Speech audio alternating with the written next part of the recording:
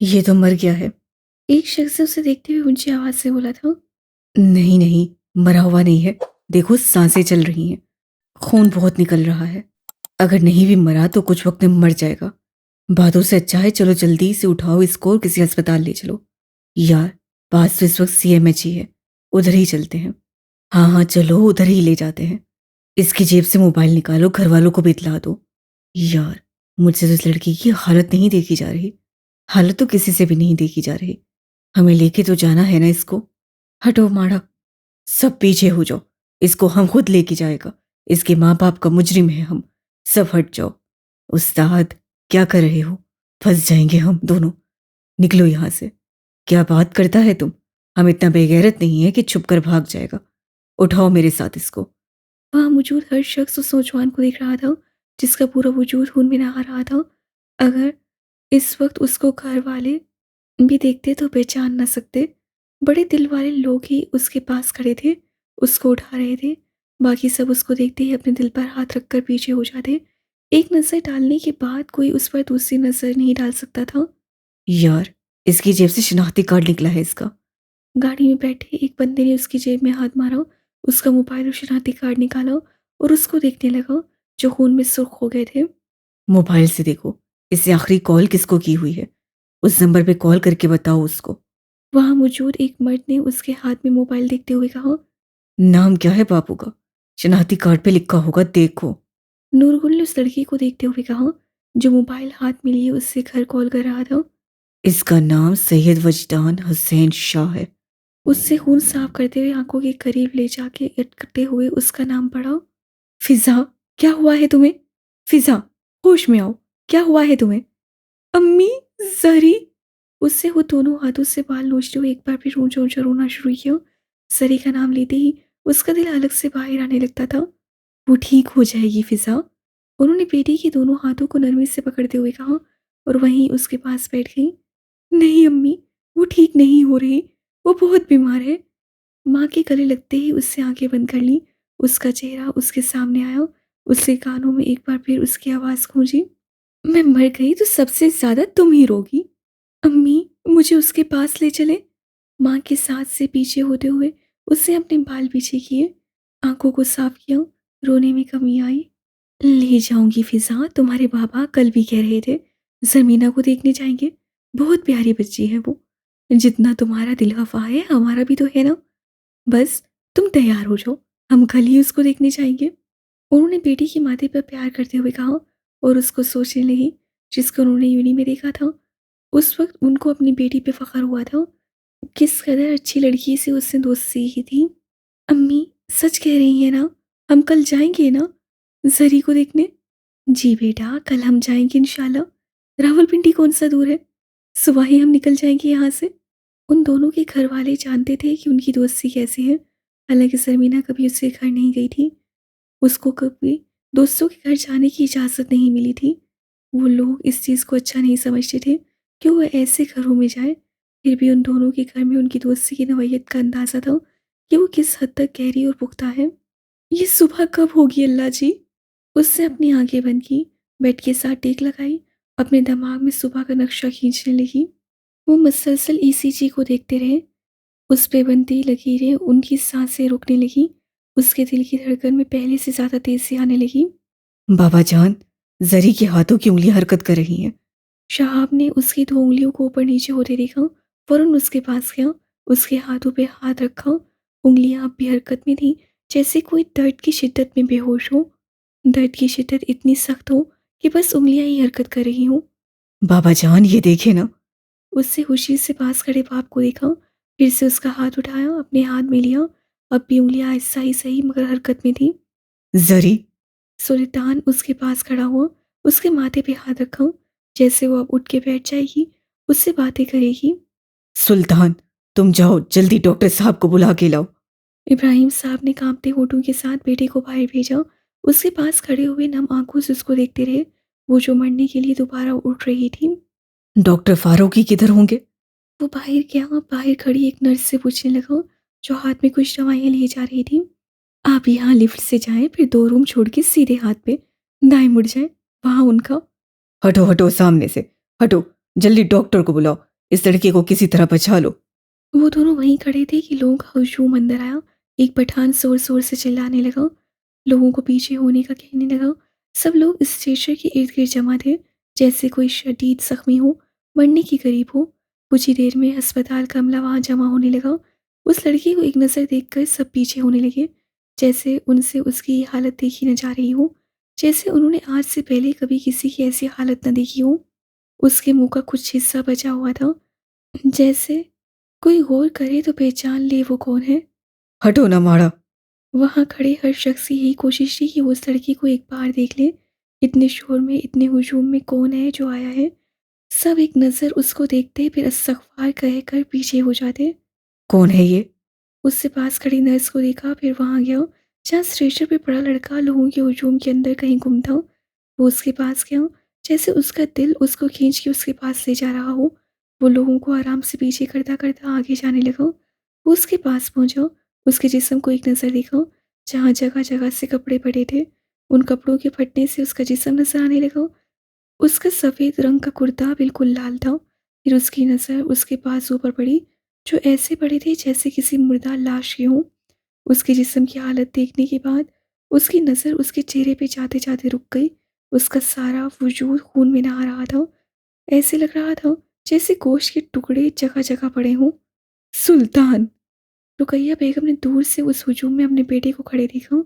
उसको लगा जैसे उनका दिल किसी ने अंदर से चीर दिया हो, जैसे उनकी ज़मीना गुल मर गई हो। लोग उसको देख रहे हों, उसकी जवानी की मौत पे तरस खा रहे हों। हाथ में सफ़ेद चादर पकड़े वो अस्पताल के दरवाजे से अंदर आई। उनको अपनी बेटी की वसीयत याद थी। अम्मा, मैं मर गई तो मेरी मैयत पे ये सफ़ेद चादर डालना।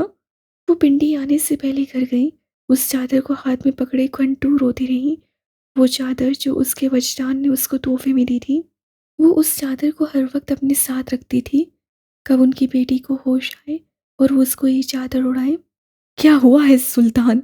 क- कौन है ये? उन्होंने पास आते ही पहली नज़र अपने बेटे पे डाली। उनकी टांगें कांपने लगी। उनको लगा सामने उनकी ज़मीना गुल पड़ी है। वो उसको एक नज़र भी नहीं देखना चाहती थी। वो माँ थी, कैसे देख सकती थी? अम्मा, आप यहाँ क्यों आई हैं? चलें, चलते हैं यहाँ से। वहीं खड़े उससे माँ को अपने दिल से लगाया, उनको वहाँ से ले जाने लगा। वो नहीं चाहता था उसकी माँ उस लड़की की ऐसी हालत देखे, जिसको वो खुद नहीं देख पाया। कौन है ये सुल्तान? वो थोड़ा सा और आगे हुई, स्ट्रेचर के पास पहुंची, जैसे वो स्ट्रेचर पर पड़े शख्स को देखना चाहती हूँ। उनका दिल उनको मजबूर कर रहा था, उसको देखने पर उकसा रहा था। अम्मा चले ना। उससे माँ को बाजू से पकड़ा, जो उस लड़की को ऐसे देखने लगी जैसे उसके साथ उनका कोई बहुत गहरा ताल्लुक हो, जैसे वो उस लड़की को बरसों से जानती हूँ। बाकी लोगों की तरह वो खौफसदा होकर पीछे नहीं हुई। वो उसको एक माँ की नज़र से देखने लगी। आंखों में आंसू लिए उन्होंने प्यार से उसके खून में लथपथ वजूद पे हाथ रखा। अपना हाथ उसके जिस्म पे फेरने लगी, जैसे कोई माँ अपनी औलाद से लाड कर रही हो, अपने बेटे को प्यार से देख रही हो। अम्मा, सुल्तान ने माँ को देखते हुए फिर उनका हाथ पकड़ा, उनको पीछे करने लगा। माँ को पीछे करते ही उसको नजर उस लड़की के चेहरे पे पड़ी, जिसको उससे कहीं देखा हुआ था। उससे एक बार फिर उसको देखा, उसकी आंखों के सामने वो मंजर घूमा। ये मेरे सर है, वजदान शाह। उससे बहन को पहली दफा किसी गैर मर्द के साथ सड़क पे खड़ा देखा था। वो उस मर्द को कैसे भूल सकता था? वजदान शाह? उसको देखते ही उसके मुंह से बेख्तियार उसका नाम निकला। "क- क्या कहा तुमने?" माँ ने उसकी तरफ देखा। उनको लगा जैसे उन्होंने कुछ गलत सुना हो। उनके बेटे ने कुछ और कहा हो। उनके कानों में वजदान शाह गूंजा हो। वो सकते के आलम में सामने लेटे शख्स को देखने लगा, जिसके लिए उसकी बहन जिंदगी और मौत के दरमियान एक दर्द में, एक अजियत में पड़ी थी। ये कौन है सुल्तान, बोलो ना। उन्होंने उसके बाजू को पकड़ के हिलाया। वो हल्का सा उनकी तरफ मुड़ा। अम्मा, माँ के गौर से देखते हुए उससे फिर से उस लड़की की तरफ देखा। अम्मा, ये वजदान शाह है। आंखों में आंसू लिए उससे माँ को बस इतना ही कहा। वो एक कदम पीछे हुई, जैसे अभी जमीन पर गिर जाएंगी। उनकी बेटी की मोहब्बत उनके सामने थी, वो मोहब्बत जिसके लिए उससे मौत को गले लगा दिया था। वजदान! उन्होंने बेटे की तरफ देखा। आंसू सैलाब की सूरत उसकी आंखों से छलकने लगे। एक बार फिर वो आगे हुई, सामने पड़े लड़के को देखने लगी। अब की बार उस वजूद में उनको ज़रमीना का अक्स दिखाई देने लगा। उन्होंने उसको मुकम्मल नज़र भर के देखा, अपने बाजू पे पड़ी उस सफ़ेद चादर को खोला, फिर उसको देखा और आराम से उसका वजूद उस चादर में लपेट दिया। चादर डालते ही उनको लगा जैसे उस वजूद में कुछ सनसनी सी आई है। उस वजूद ने थोड़ी सी हरकत की है। वो आगे हुई, उसके माथे पे हाथ रखा, जैसे वो ज़रमीना गुल के माथे पे रखती थी।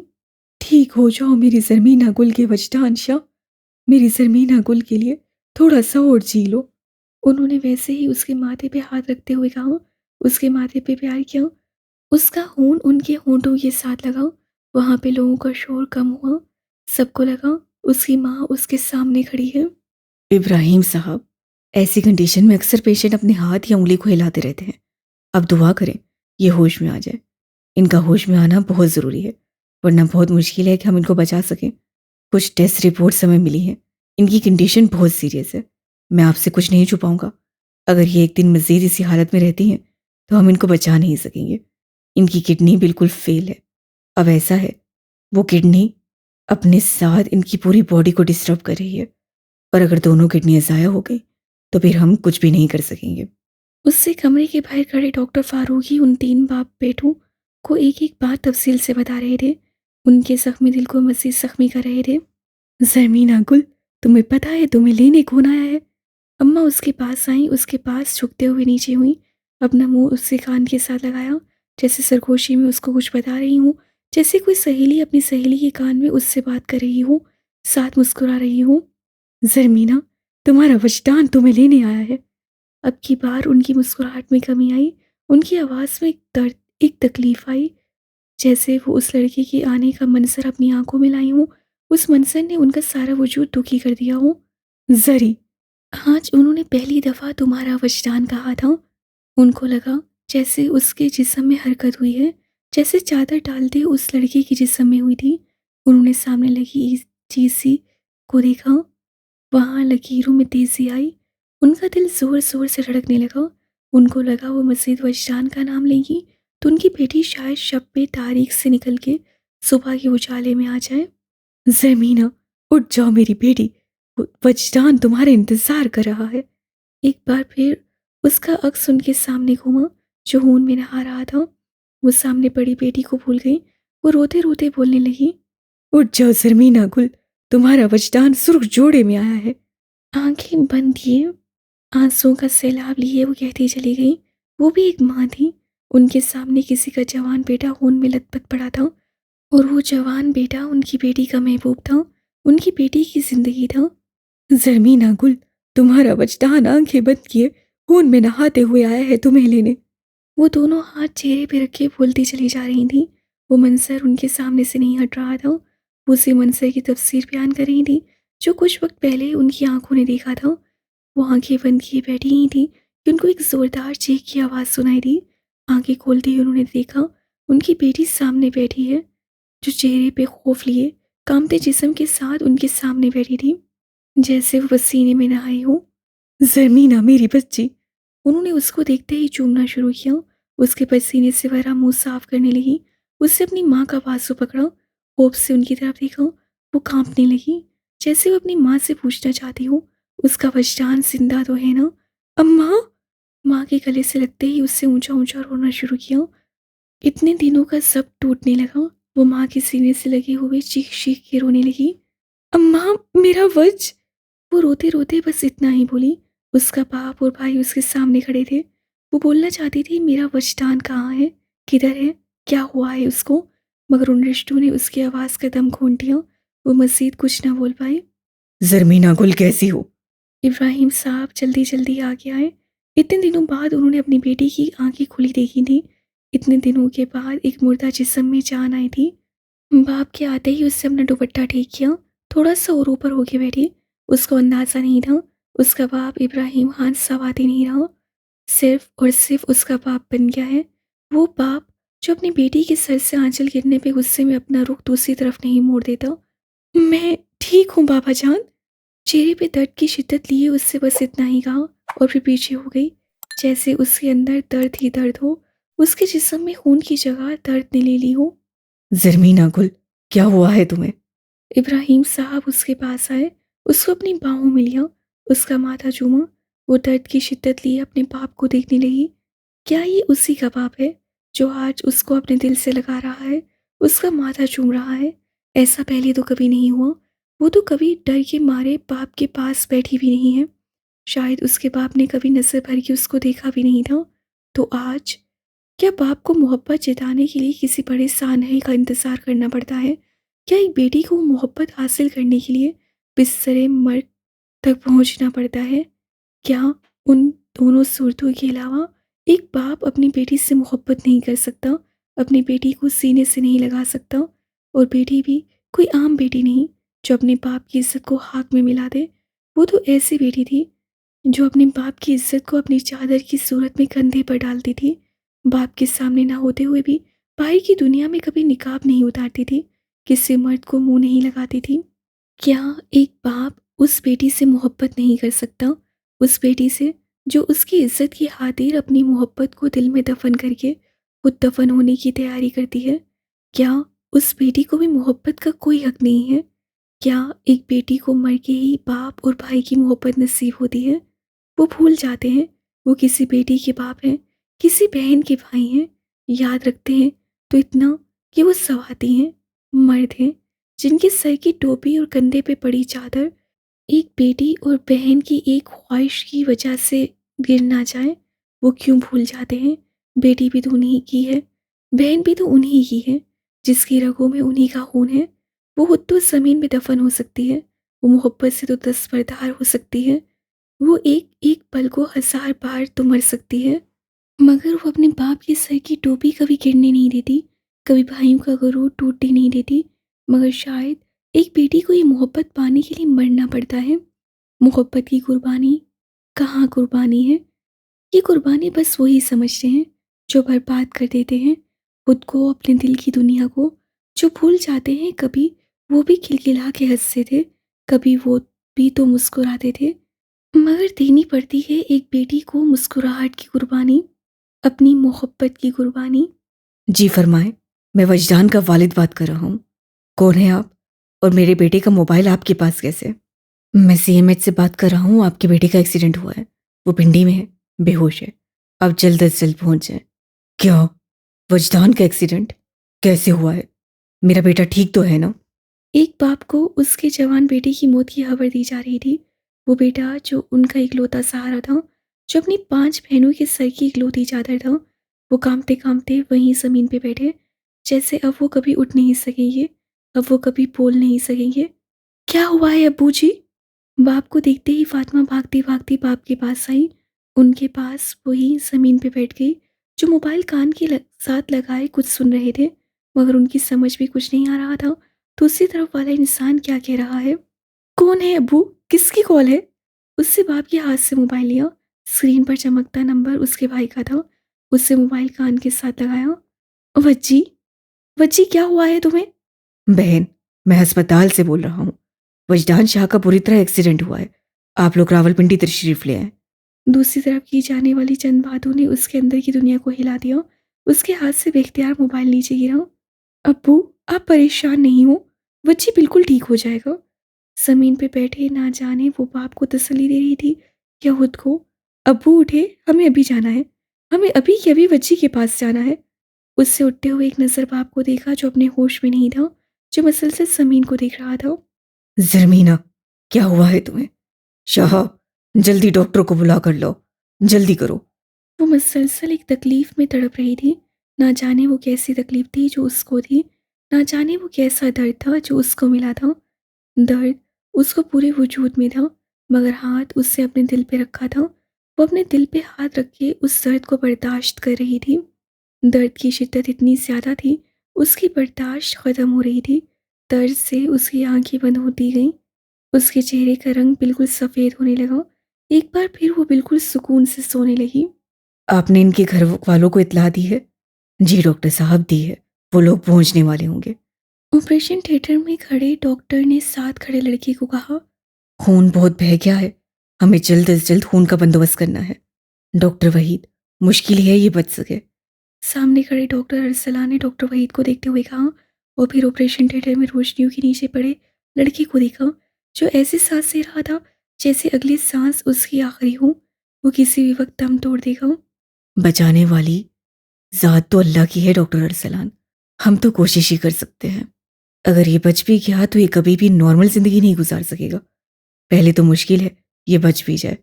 डॉक्टर ने उसको गौर से देखते हुए कहा, लेट्स सी, हमें ऑपरेशन शुरू करना चाहिए।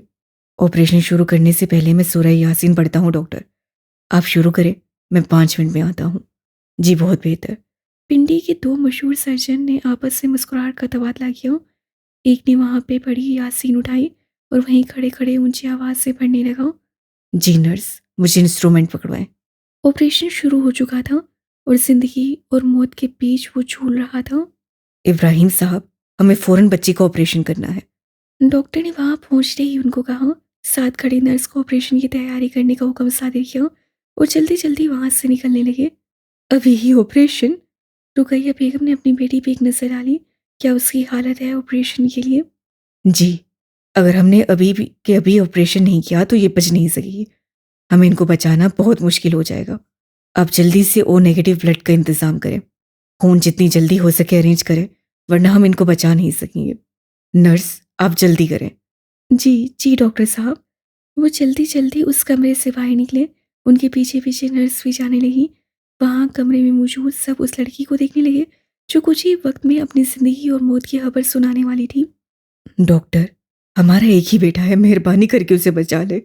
वो अस्पताल में डॉक्टर के सामने हाथ जोड़े खड़े थे। डॉक्टर अभी अभी ऑपरेशन थिएटर से बाहर निकला था। उसको देखते ही सब खड़े हो गए, उसके पास जमा हो गए। डॉक्टर ने एक नज़र सब पे डाली। वहां सब लड़कियां सरों पे दुपट्टे लिए हाथ उठाए खड़ी थी। हम अपनी तरफ से पूरी कोशिश कर रहे हैं। उनका खून बहुत ज़ाया हो गया है। हमने उनको खून तो लगाया है, मगर ऑपरेशन के दौरान हमें ये पता चला है कि इनकी रीढ़ की हड्डी बहुत डैमेज हो गई है। हम उसके भी टेस्ट करेंगे तो ही आपको कुछ बता सकेंगे। डॉक्टर साहब, मेरा बेटा बच तो जाएगा ना? डॉक्टर ने एक नज़र उस औरत को देखा जो हाथ जोड़े उसके सामने खड़ी थी, जिसे अपने बेटी की जिंदगी भीख में मांग रही हो। उनका सर्द होता रंग साफ बता रहा था वो कोई और नहीं उसकी माँ है। माँ जी, हम कुछ नहीं कह सकते फिलहाल, अब बस दुआ करें। डॉक्टर साहब, मेरे बेटे को बचा लेना। उन्होंने रोते हुए एक उम्मीद से कहा, जैसे सामने खड़ा शख्स उनके बेटे की जिंदगी की जमानत हो। बचाने वाली ज़ात अल्लाह की है माँ जी, आप दुआ करें, हम अपनी तरफ से पूरी कोशिश करेंगे। डॉक्टर साहब, बच्ची बच तो जाएगा ना? सैनम ने उसकी तरफ देखते हुए नम आंखों से पूछा। उसको लगा जैसे वो सब कुछ भूल गया है, उस लड़की की चादर का असीर हो गया है। अमूमन डॉक्टर कहाँ इतनी लंबी गुफ्तगू करते हैं। उससे एक नज़र डालते ही उस लड़की को देख लिया था जो माँ के पीछे खड़ी खामोश आंसू बहा रही थी। अपनी सुर्ख होती नाजुक नाक बार बार साफ कर रही थी। उसकी झुकी नजरें उसको कैद कर रही थी। डॉक्टर शाह, आपको डॉक्टर वहीद बुला रहे हैं। किसी ने उसको आवाज़ दी। वो पीछे मुड़ा, एक बार फिर उस लड़की को देखा, दरवाज़ा खोला और अंदर चला गया। फेरोज, मेरा दिल बहुत बेचैन है, मुझे मेरे इब्राहिम के पास ले चलो, उसको मेरी बहुत ज़रूरत है इस वक्त। उन्होंने फेरोज के कमरे में आते हुए कहा, अम्मा, आप क्यों आ गई? मैं आ ही रहा था आपके पास। फिरोज साहब उनका हाथ पकड़ के अपने पास लाए, बेड पे बिठाया और खुद भी उनके सामने बैठ गए। फिरोज, मेरा दिल आज बहुत उदास है, पता नहीं बच्ची कैसी है हमारी, मुझे उसके पास ले जाओ। अम्मा ने रोते हुए उनको देखा, जैसे उन्होंने फैसला कर लिया हो, जैसे उन्होंने आज ही जाना हो। अम्मा, मैं खुद भी कह रहा था, बहुत दिन हो गए हैं अब नहीं आए वो, हमें अब जाना चाहिए खुद भी वहां, इब्राहिम को बहुत ज़रूरत होगी हमारी। फिरोज, ऐसा करो, तुम गाड़ी निकालो, हम अभी ही निकलेंगे। उन्होंने बेड से उतरते हुए कहा, जैसे वो जाने के लिए तैयारी करके आई थी। अम्मा, मैं रजब को फ़ोन करता हूँ, वो घर आए और मैं और आप अभी ही निकलते हैं। उन्होंने जेब से फ़ोन निकालते हुए कहा और नंबर मिलाने लगे। यार, कितना सा वक्त रहता है और सीएमएच पहुंचने में, हम कब से यूनिट से निकले हुए हैं। आनिया ने गाड़ी में खड़े होते हुए अपनी घड़ी देखी। उसको एक एक मिनट सदियों के बराबर लग रहा था। उसको ही नहीं, वहां मौजूद हर स्टूडेंट बार बार अपनी घड़ी देख रहा था। उनको वजदान के एक्सीडेंट की खबर मिल गई थी और वो सब उन दोनों को देखने अस्पताल जा रहे थे। जरमीना से ज्यादा सब वजदान के लिए दुआ कर रहे थे। आज आधे से ज्यादा यूनिवर्सिटी अपने टीचर की इयादत के लिए निकली थी। वहाँ हर क्लास के स्टूडेंट मौजूद थे। कुछ अपनी गाड़ी से जा रहे थे और कुछ यूनी की वैन में थे। प्रिंसिपल समेत वहाँ हर टीचर मौजूद था। आज यूनिवर्सिटी में छुट्टी का ऐलान किया गया था। यूनी की 3 वैनें स्टूडेंट से खचाखच भरी हुई थी। हर एक की जुबान पे दुरूद था। हर कोई वजदान के लिए दुआ कर रहा था। अभी आप एबटाबाद में हैं हानिया साहिबा। मुदस्सिर ने उसको खड़ा होते देखते आराम से कहा। क्या? अभी तक हम एबटाबाद में ही हैं? हानि ने शीशे से बाहर देखते हुए हैरत से पूछा। जी, हम एबटाबाद में ही हैं। अंकल प्लीज जल्दी करें ना। अब की बार उससे गाड़ी चलाते ड्राइवर को देखते हुए कहा। बेटा, आप हर 5 मिनट बाद पूछती हैं। हम पिंडी पहुंच गए। अब गाड़ी है, कोई जहाज तो नहीं है। यूं निकले और यूं पहुंचे। अब की बार उन्होंने बुरा मनाते हुए कहा और वह आराम से अपनी सीट पर बैठ गई। वो सही कह रहे थे। वो हर 5 मिनट बाद खड़ी होती और यही पूछती थी और उनको रफ्तार तेज करने का कहती। ए अल्लाह, मैंने अपनी ज़रमीना गुल को कभी अपने दिल से नहीं लगाया, कभी उसको प्यार नहीं किया, कभी उसको जी भर के नहीं देखा। मैं हमेशा एक मर्द बन के सोचता रहा। मैं कभी बाप तो बना ही नहीं था। अपने बच्चों को हमेशा खुद से दूर रखा। उन्होंने मुझसे कभी भी कुछ ना मांगा। मुझे तो याद भी नहीं ज़रमीना गुल की बीमारी से पहले मेरी औलाद कब मेरे पास बैठी थी। मुझे तो याद ही नहीं कब मैंने उनसे मुस्कुरा के बात की, कब अपने बेटों को सीने से लगाया, कब उन्होंने मुझसे कभी कोई फरमाइश की। मुझे तो कुछ ही याद नहीं। कैसा बाप हूं मैं खुदा। अब बाप बना हूं जब मेरी बेटी जिंदगी और मौत के दरमियान खड़ी है। अगर आज ज़रमीना गुल मर गई तो मैं कब उसको बताऊंगा। मैं उससे बेपनाह मोहब्बत करता हूं। इतनी मोहब्बत करता हूं जितनी किसी बाप ने अपनी बेटी से ना की हो। ए अल्लाह, अगर आज ज़रमीना गुल मर जाती है तो मैं कब उसका माथा चूमूंगा, कब उसको अपने दिल से लगाऊंगा। या अल्लाह, मेरी ज़रमीना गुल को कुछ ना करना। उसको इतना जीने की मोहलत देना कि वो एक बाप का प्यार भी देख सके। वो देख सके कि एक बाप भी अपनी बेटी से मोहब्बत करता है। वो अपने बाप की मोहब्बत से महरूम न मरे। मेरे मालिक, मेरी बेटी को इतना जिंदा रखना कि मैं उसकी सारी जहां की खुशियां दूं। उसको वो प्यार भी दूं जो उसको कभी नसीब नहीं हुआ। मेरी बेटी को मेरे लिए जिंदा रख मेरे अल्लाह। वो ऑपरेशन थिएटर की बाहर बड़ी कुर्सी पे आंखें बंद किए अल्लाह से उसकी जिंदगी की भीख मांग रहे थे। उनके होंठ मुसलसल हरकत में थे, जैसे कोई बच्चा रो रहा हो। उसके होंठ कांप रहे हों। बाबा जान। वो दोनों जमीन पे अपने बाप के कदमों में बैठे। शहाब ने उनके हाथ पे हाथ रखा। बहन से ज्यादा उनको बाप का दुख था। उनका बाप रो रहा था। वो बाप जो कभी मुस्कुराया नहीं था। वो बाप जो बात करते तो लोग उसको हुक्म समझते थे। वो बाप जिससे बात करने की उनमें कभी हिम्मत नहीं थी। आज वो बाप कहीं मर गया था। ये तो कोई और था जो अपनी औलाद को दिल से लगा लेता था, जिसके सामने उसकी औलाद बैठ सकती थी। बाबा जान, आप बिल्कुल भी परेशान नहीं हो। ज़रमीना गुल बिल्कुल ठीक हो जाएगी। बेटू को सामने बैठा देख के उनकी खामोशी टूटी। वो आगे हुए। उनकी आंखों से अश्क किसी पानी की तरह गिरने लगे। दोनों बेटों ने बारी बारी उनके हाथ चूमे, जैसे अपने बाप को तसल्ली दे रहे हों, उनका टूटा हुआ हौसला बन रहे हों। मुबारक हो इब्राहिम साहब, आपकी बेटी का ऑपरेशन कामयाब हो गया है। उसका एक गुर्दा तो नहीं रहा, मगर अब वो अपने एक गुर्दे पे भी जिंदगी गुजार सकती है। डॉक्टर नीला दरवाज़ा खोलते ही बाहर आया, जो इतने घंटों से बंद था। मुस्कुराते चेहरे के साथ उनको खुशखबरी सुनाई। वो वहीं खड़ा हो गया। मेरी बेटी ठीक हो गई है। रुकैया बेगम खुशी से ऊंचा ऊंचा रोने लगी, जैसे उनको बहुत अरसे बाद कोई खुशी मिली हो। इतनी खुशी जिसको वो संभाल ही न सकती हूँ। बाबा जान, देखिए ना, ज़रमीना गुल ठीक हो गई है। आपकी दुआ कबूल हो गई है। ज़रमीना गुल हमारे लिए ठीक हो गई है बाबा जान। सुल्तान ने बाप की तरफ देखा। उनको खुशी खुशी बताने लगा, जैसे उन्होंने कुछ सुना नहीं। वो उनको अपनी जुबानी बता रहा हो।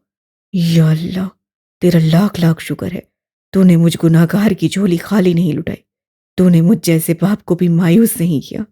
तो बहुत रहीम है, बहुत करीम है मेरे मालिक। वो कुर्सी से उठे, जमीन पे बैठे, नीचे झुके, माथा जमीन के साथ लगाया और सजदाए तशक्कुर किया। माँ, हमारी ज़मीना ठीक हो गई है। शहाब माँ के पास आया, छलकती आंखों से माँ को अपने दिल से लगाया।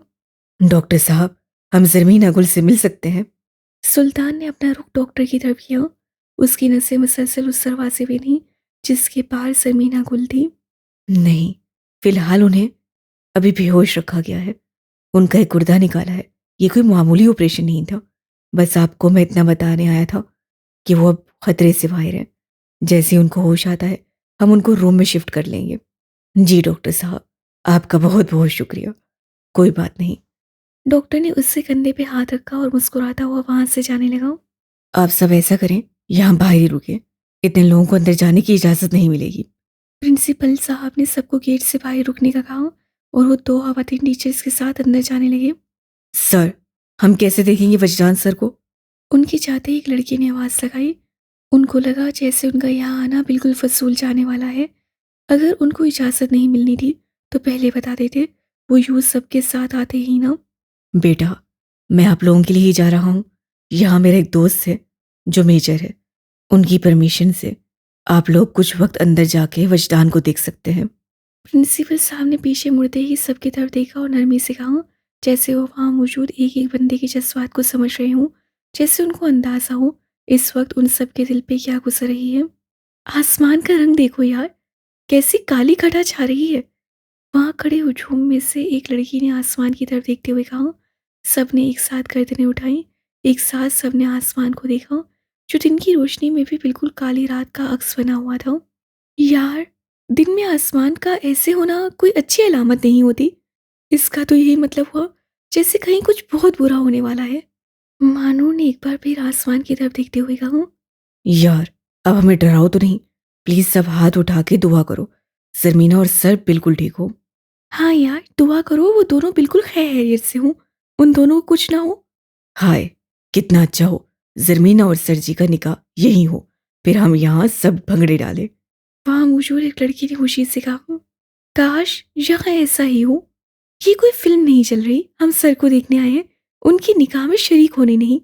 आने ने बुरा समूह बनाते हुए कहा, जैसे वजदान का नाम वो अब भी सरमीना के साथ बर्दाश्त न कर सकती हूँ। आप लोग परेशान नहीं हो, वज्जी बिल्कुल ठीक हो जाएगा। फातिमा ने वहां मौजूद बहनों को देखते हुए कहा, जो जिद करके साथ आ गई थी। वैसे भी अपने भाई की ऐसी खबर सुनते ही कौन सी बहन घर में सुकून से बैठ सकती थी।